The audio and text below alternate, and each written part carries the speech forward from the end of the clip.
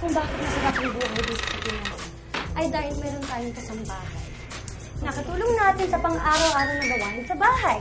Kaya meron tayo taga-linis, taga-plancha, taga-ligpit, taga-luto.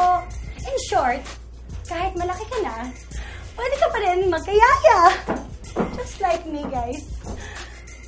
Pero, naisip niyo ba kung gaano ka-OMG ang kanilang buhay? Kung gawin natin maid of honor ang dalawang naggagandahang artista. Ma'am, okay yan na. Sino yung kakasal? Pwede ba kayo mag-gamble?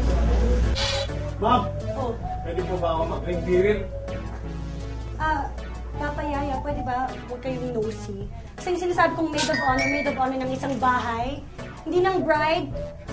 Jesus! Papa, sundin mo na sila at sabihin mo, it's time. Oh my gosh!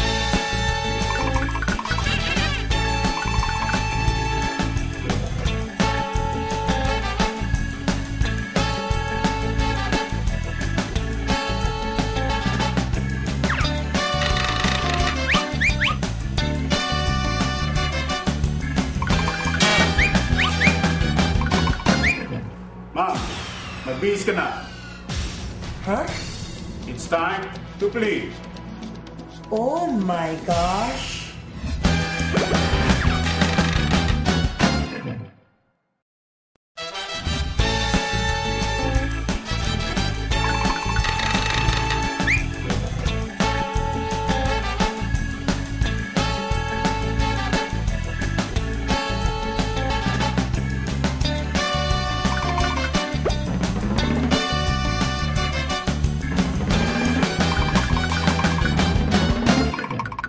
Ma'am, magbihis ka na. It's time to play. Oh my gosh!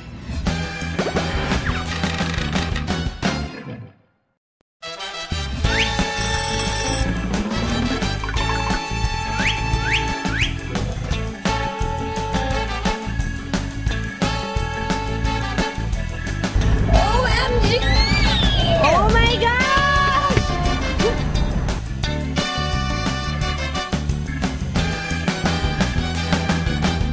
Players! Welcome to my home. OMG. Ngayon talaga masusukat kung gaano kayo kagaling sumunod sa utos. Dahil kayo ay magpa-play bilang, you may now remove your blindfold, bilang mga maid of honor. Oh Oh my gosh! Oh my gosh! Talaga, isasabak namin kayo bilang mga kasambahay. Yes, gagawin ninyo ang lahat ng ginagawa ng isang katulong. Sisimulan na natin ang mga plays.